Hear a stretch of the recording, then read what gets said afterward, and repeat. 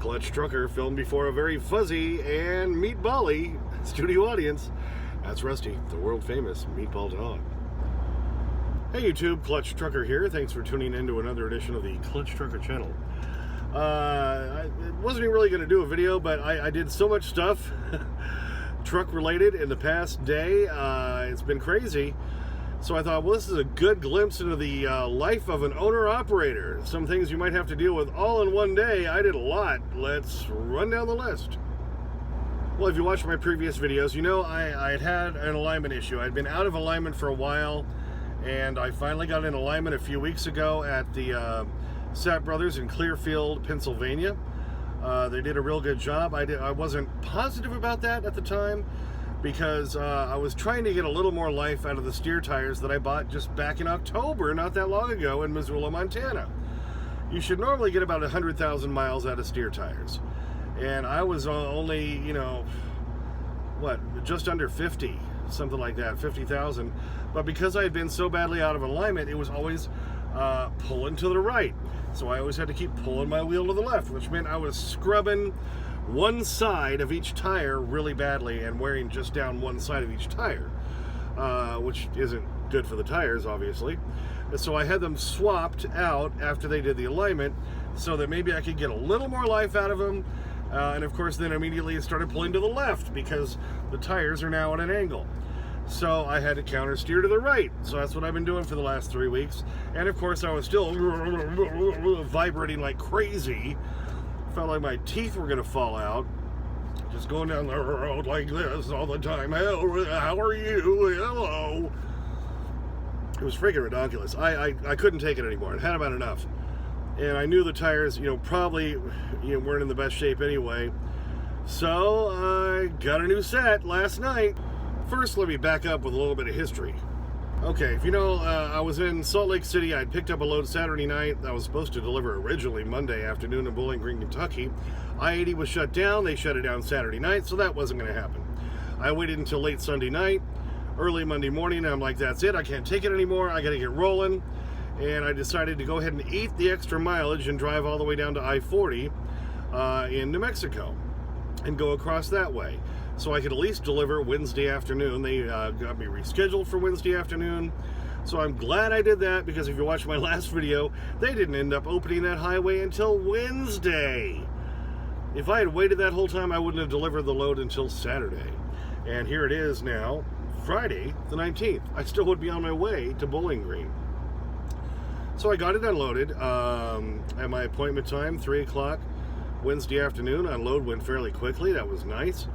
Then I was going to pick up another load in Bowling Green, Kentucky the next morning, being Thursday, right? Yeah. No, the next afternoon, 1 o'clock in the afternoon. So I started my day yesterday at 12:15 p.m. Central Time. Went on duty, did my pre-trip, rolled over to the place. It was only 15 miles away-ish. So showed 15 minutes getting there, showed 15 minutes loading, and then waited. Waited and waited and waited. 4 hours. 4 hours! Clutch Trucker catchphrase. Makes me violent. Makes me violent. Yeah, they held me up there for over 4 hours. And once they finally got me loaded, they said, well, their excuse was somebody left sick that day, and so it screwed everything up. And I'm like, oh, okay, I guess I can't be totally furious at you. But I said, I honored my part. I got here on time, and you guys really dropped the ball. At least the guy was nice. He said, yeah, well, we really did. Sorry about that. Well, now how can you be a jerk to a guy who's actually apologizing to you? So I said, well, it's all right. Thank you. Anyway, got the heck out of there and drove the opposite direction 6 miles to this truck stop up the road that I knew had a shop. And I thought, well, maybe they have tires. Maybe I can get that done, or if they can't, maybe they can do the fuel filter, which I've been meaning to get to take care of my chugging issue as I'm really laying on the throttle. I go over there, no, they can't do either one. So got some Chester's chicken they had in there, which was just okay. By the way, chicken on the road, the crispy crunchy chicken is the best. Chester's, crispy crunchy, baby, that's the way to go, yeah. So anyway, went back down on my original route and headed up towards Owensboro, Kentucky, and then Made it up into Indiana to Hauptstadt. Is that a German name? Probably. Hauptstadt! Hauptstadt! Anyway, where there was a Love's that I knew of, and I thought, well, maybe they have a tire care place there. Let's see what their price for steers is, because I just couldn't take the vibrating anymore. It was driving me nuts. And they didn't actually have one of their Love's things, or even a Speedco. There was a bus shop there. So I decided, well, let's go inside and see what they got. I had called ahead the TA in Mount Vernon. All they had was the Ironman or some really expensive options. And because I wasn't positive the alignment had taken and was good yet, I wasn't willing to spend a lot of money on another set of steer tires. I just spent, $800 or so on them back in October, and I was having to change them out much earlier than I expected. So, the Ironman is a Chinese tire, and I try to stay away from the Chinese tires. And I've said in previous videos, I won't put Chinese tires on the steers. Okay. I'm breaking my rule. The main thing that sold it for me is I had looked ahead, and really there weren't any other good options, and I might have to wait a long time. They were able to get me in now, right then. So I'm like, okay, I'll do the Chinese tires. Let's just do it. I'm so tired of vibrating down the road and knocking my teeth out. I'm tired of my sodas going flat after a couple of sips because it's just sitting there in the thing.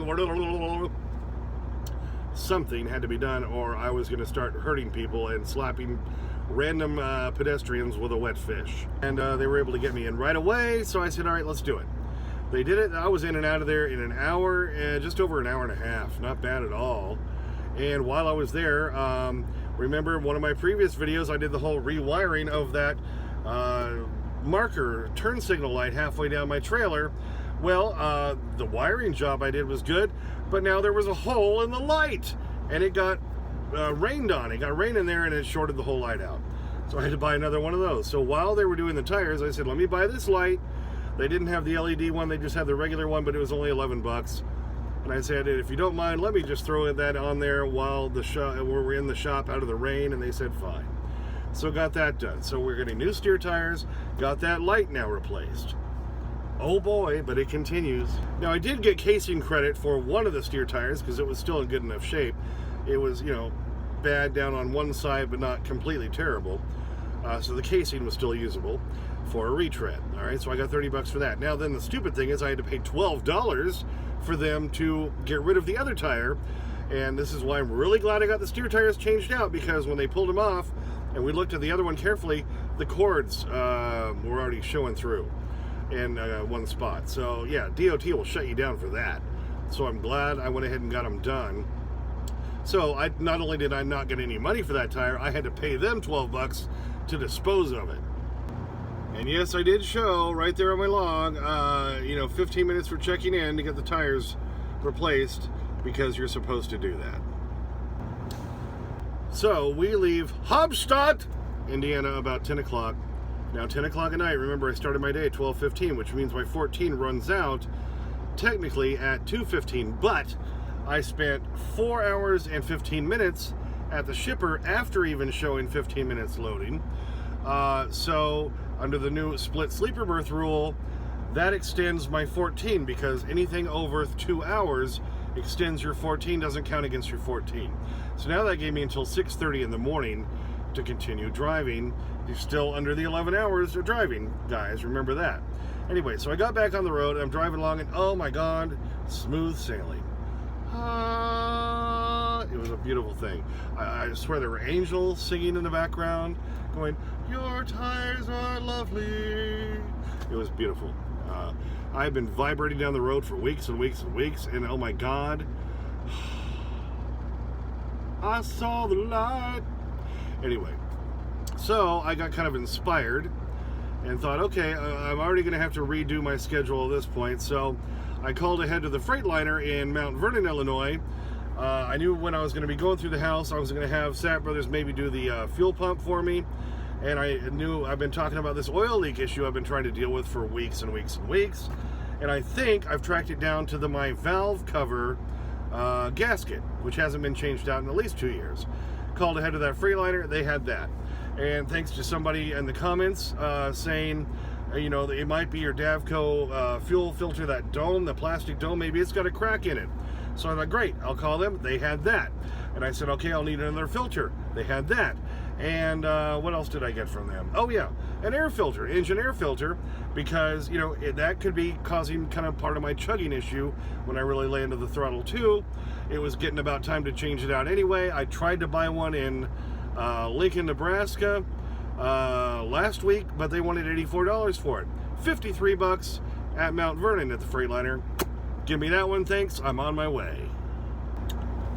So, stopped at the Freightliner in Mount Vernon, Illinois, right along I-64, where 64 and 57 meet up, by the way.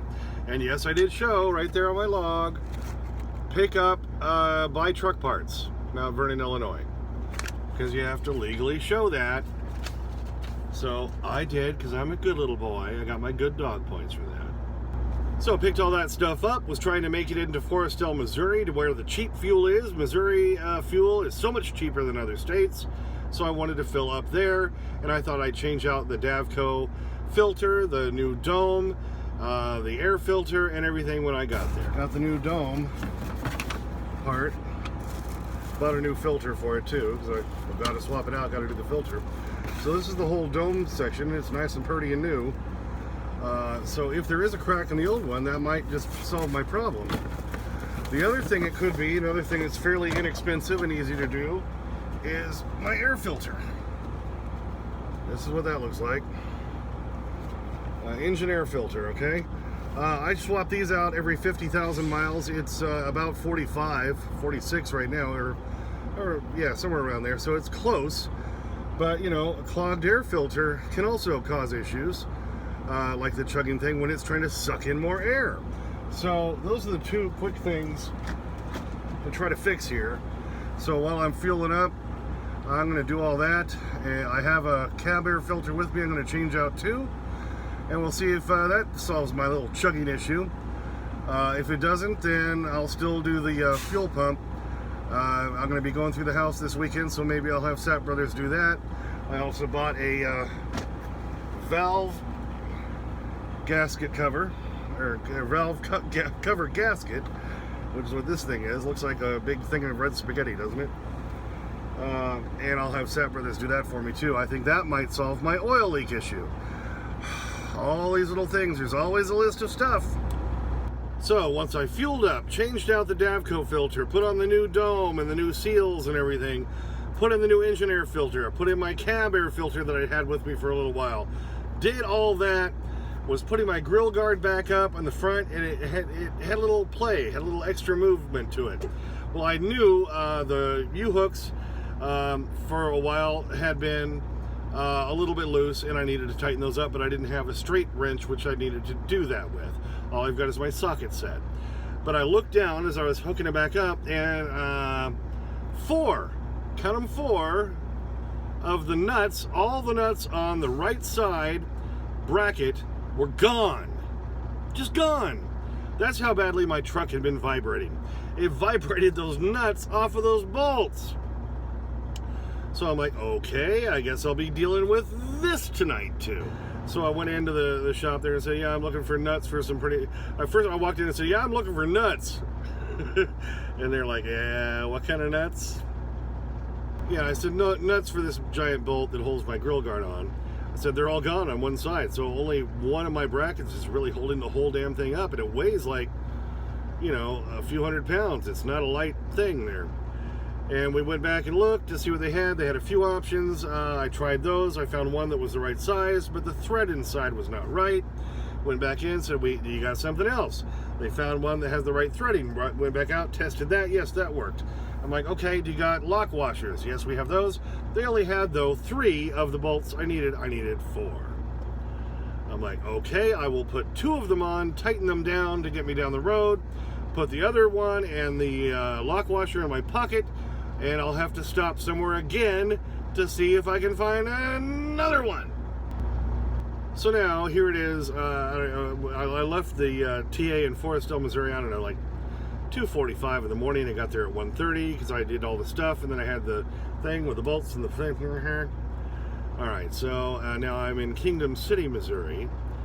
It's like around 3:30 in the morning. Remember, I started my day on the clock at 12:15. they at least had the other bolt and a lock washer. And then the guy, the shop guy in there is like, look, you got anything else you need done? I'm bored out of my mind. And so I said, well, look, you can, if you got straight wrenches, you can tighten those U-bolts on the grill guard to get it fastened back up there tight instead of wobbly like it was before, which helped, along with the bad, tires vibrating everything, to make those bolts fly off. So I handed him $20. Here you go, baby. So that wasn't on the books, but which, I'm not going to pay them a half hour for that. It took them 10 minutes to do that for me. So slip him $20. He's happy. He gets to have a beer or two on me, and all that's done. So that problem taken care of. Now, made it all the way over here to Concordia, Missouri, which is where I am now. And it's not over. Okay, so got here and took care of a couple little things I've been meaning to do. When I had the new windshield put on, they pushed the thing down that squirts, the washer fluid on my windshield down further on the bar so it wasn't getting high enough. Adjusted that. Cleaned my mirrors, cleaned my windows, and then went to see if they had in the shop a plug for the new fog light that I'd ordered from Miami Star weeks ago. I picked it up last time I was going through the house. That's been out for a few weeks, and that's something else I've been meaning to get to. Thought, okay, I've been doing all this other crap tonight, let's do that too when I get there. Spent 2.5 hours changing out the old fog light, putting the new fog light into the bumper there, and then I had to cut the plug off because they didn't have the plug inside. So I just had to hardwire it that way, and doesn't work. No, doesn't work. Went further up the line, cut off a couple of old splices I had done before, rewired again. Nope, still doesn't work. So now I'm gonna have to run wires from the other fog light over to the new fog light so I can make them work. But that was gonna be another couple hours or more, and I wasn't willing to spend the time at that point. It was 5:30 in the morning when I got here. At that point, it was almost 8 o'clock in the morning. I wanted a shower. So this is where I punted and gave up, but I got a lot of crap done, and like I say, because of the split sleeper berth, I was able to extend my 14 to 6:30 in the morning. I officially went off duty at 5:30 in the morning when I got here, even though technically, yeah, I should show when I'm working on the truck myself, but I didn't show that. So the rest of the fog light fix is going to have to be for another day. Maybe I'll do that over the weekend, we'll just see. But like I say, I gotta be there for 1 o'clock to Health Reach for my first of the two, knock out the Chinese vaccine kind of thing. And then, and I wanted a shower, so I went in and grabbed a shower this morning. So, at least I'm freshly showered. That's why I'm now in the green shirt. But yeah, so I thought, this would make a good video as far as if you're thinking about becoming an owner-operator. This is the day in the life of an owner-operator. Yes, this is a little unusual. I had to do a whole bunch of stuff, took advantage of my time, but remember, I started my day 12:15 p.m., got over to the shipper, they delayed me, finally got loaded, and then started trying to do other crap, got new steer tires, fixed the trailer light, put on the new Davco filter, put on the new Davco dome for it, put in an engine air filter, put in a cab air filter, fixed the bolts on my grill guard, which the nuts were gone, and then attempted to fix my fog light.